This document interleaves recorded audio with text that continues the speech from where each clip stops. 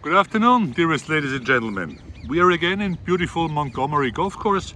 In front of the camera, left side, we have Tom Rourke. He's Irish and he is the boss of the Els Club. And we have well-known Michael Neider, who is director of golf for many courses here in Dubai, but today for Montgomerie. Gentlemen, Dubai, this is a success story also for golf. How did it start? What can you tell us? You want to lead off, Tom? Yeah. So, Dubai, first grass golf course was Emirates Golf Club. That must be around 30 years ago now. That really starting to make golf a tourist and Dubai a tourist destination. Golf from there has been a huge success story in attracting tourists to the region, but also then with future golf courses being built and golf resorts and hotels alongside them to grow the tourism aspects of Dubai, but also for the local UAE residents and expat population in the region, that it's very successful and popular with golf memberships and daily fee golf from UAE residents. Michael, would you like to add from your side? Yeah, absolutely. Golf in Dubai, it's really been kind of a Cinderella story, really, starting out with Emirates Golf Club. It was the first grass golf course, as Tom said, in 1988. Since then, there's over 8 golf courses just in the city of Dubai itself. I believe about 18 in the UAE altogether.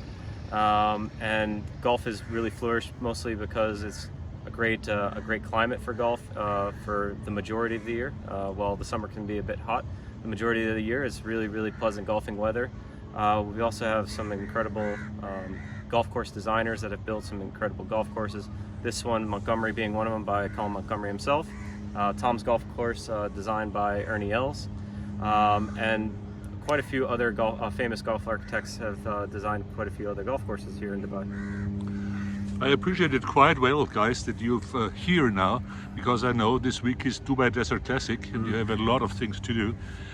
What are the biggest tournaments that you have every year in Dubai? Oh, definitely. I think the pinnacle of all the golfing calendar is the Desert Classic. It's not necessarily the biggest for prize fund, but the buzz around the city is always the Desert Classic, in my opinion. Besides that, we also host the DP World Tour Championship at Jumeirah Golf Estates. Emirates Golf Club also hosts the Moonlight Classic for the Ladies European Tour. And then down in Abu Dhabi, they also host the Fatima bint Mubarak tournament on the Ladies European Tour at Saadiyat Beach Golf Club. And Abu Dhabi National Golf Club hosts the HSBC Championship. Right. So there's a lot of championship caliber golf being played in the UAE. Some of the world's best golfers come out every year for all these tournaments, and I think this week we have probably 3 or 4 of the top 10 players in the world playing at the Desert Classic. Great. Let's talk about numbers. The whole world is locked down except Dubai. I think the whole world comes to Dubai. You must be fully booked. Is that right? Yeah, that's right. So it's been an incredible season so far. That pretty much since our winter season started, we've been fully booked at nearly every golf course every single day. So that's around 200 rounds of golf taking place every single day. And with many golf professionals travelling out to the region to practice, whether they be on the Asian Tour, Challenge Tour, Ladies European Tour, and men's tours, that it's been incredibly busy with practice. Golf lessons have gone through the roof as well. We've got 7 full-time PGA golf professionals at the Claude Harmon Academy at the Els Club, and they're at 100% utilisation week in, week out, with new golfers wanting to take up the sport, but as well that people seem to have a little bit more time maybe working from home, that they're able to nip out and have a lesson or play golf, and we're definitely seeing more members rounds than we've ever seen before as well. Julian is not here from Dubai Creek, so I can tell on behalf of him that we played 3 days ago something like a tournament. This was really crazy. Everybody started at the same time. It was 12:45, and they had something like, I think, 100 guys on the course, but 0 waiting time. Oh, that's fantastic. We played 4 hours and 10 minutes. Great. But what you told me, Thomas, sounds like starting in the morning at 6:30. Yeah? Yeah, that's right. So we vary between about 6:30 and 7 o'clock as the first tee time, depending on daylight hours and golf course preparation. We pride ourselves on the golf course condition at the Els Club, with hard edging the areas between the desert areas and the rough, and the preparation of the golf course. So even though that the first tee time might be 6:30 in the morning, the agronomy team have started at 4 a.m. to ensure that the preparation of the golf course, so that when you're playing the golf course, you're not disrupted by any of the green staff at all, and the course is in tournament condition on a daily basis. And they play until when? So the last tee-off time, so twilight starts at the moment at about 2:15. It's light at the moment until about 6:15. So yeah, it's just incredibly busy. And then with twilight golf, 9-hole golfers, members trying to get out for a few more holes, it's incredibly busy and yeah, great fun. When we talk about structure of both golf courses that you represent here, you represent three, is this more member clubs or is it more tourist clubs, green fee based? I think I would say Tom's golf club is very similar to our golf clubs in that sense. We all operate a hybrid model of golf, or a semi-private model of golf. So we typically balance about a 50% play with our members and non-members. So while we do have very vibrant memberships at our clubs, we do have quite a lot of visitors and local players that aren't members at golf clubs that come out and play. And finding access and availability for our overseas guests is always utmost priority for us. So I would say that this year, more than ever, we've seen a bit of a rediscovery of Dubai golf, in the sense that many places are not available to go right now. If you were going to many parts of Europe, they're just simply not accessible. But Dubai, fortunately, has been very accessible for a lot of people.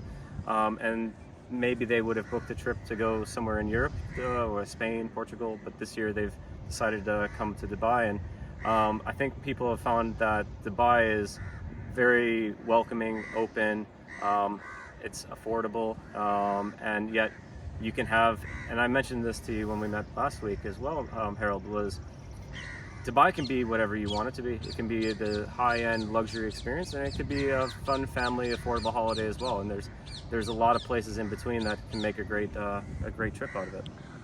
When we talk about prices, let's first talk about green fees, Sure. and then I would like to ask you what membership is. Tom. Yeah, so green fees, it's all done through our Troon International app, the majority of our bookings. We've got a fantastic app in place, so Troon Golf, that manage over 300 golf courses around the world, but we have a fantastic international app that dynamically prices the rate of the green fees, and they can vary anything between maybe 500 dirhams at one of the Troon golf courses during the weekday, up to maybe 1,000 dirhams on a weekend. So anything between 500 to 1,000 dirhams for an 18-hole round of golf. All of the Troon facilities have the finest in rental equipment, so that if you are traveling, there's rental shoes, there's rental clubs of all the latest equipment for you to be able to use. Membership itself, the Els Club, is one of the more premium golf courses in the region. Our membership fees are just under 32,000 dirhams as your annual fee. In your first year, there's a joining fee of 10,500 dirhams, and there's some incredible facilities. What I would really say about the Els Club, and myself having been in the region for nearly 16 years now, the Els Club's got a very different offering. So as well as the exceptional golf course where we prioritise members on weekends to play the golf course, it's the other facilities of conference rooms, boardrooms, private members lounge, now a new country club facility with a resort swimming pool, gym, studio and classes. It's a lot more than just golf. Sounds very great. Yeah. In your club house here, I also see a swimming pool. Yeah, Very absolutely. nice one. Yeah, here at the Montgomerie Golf Club, we have a full fitness suite. We also have a pool. We have a large practice facility that's double-ended, so practice and lessons can be taking place in private on opposite sides. We have a full private area for members to practice as well, and a floodlit driving range with a par 3 course. So anywhere from beginners to developed advanced players have a great opportunity to practice. And then that's just at the Montgomerie. And then Arabian Ranches, we have a 18-hole championship golf course there. Beautiful putting greens. We just resurfaced about a year ago. Floodlit driving range there as well with a par 3 course. And then our newest addition, Dubai Hills Golf Club, which is 18 holes championship golf course, probably one of the best conditioned golf courses in the region. And again, floodlit practice facility there. One of the nice benefits of our clubs is we have reciprocal access for our members between the 3 clubs. So our membership would start out at about 22,000 dirhams at Arabian Ranches, and it goes up to as high as 32,000 here at Montgomerie, with Dubai Hills fitting somewhere nicely in the middle. But the reciprocal benefits allow the members to be able to play and practice at all 3 of our properties by just paying a nominal fee whenever they'd like to go to the other facilities as well. You invited us to play Dubai Hills last week. We did it, and we saw there is a lot of construction going around the course. Yeah. And we talked with 2 real estate guys. Yeah. They told us they plan to sell 5,000 villas and 15,000 apartments up to that. Yeah. A totally incredible story. Yeah, and the Dubai Hills estate has been probably one of the hottest real estate areas within the Dubai market right now.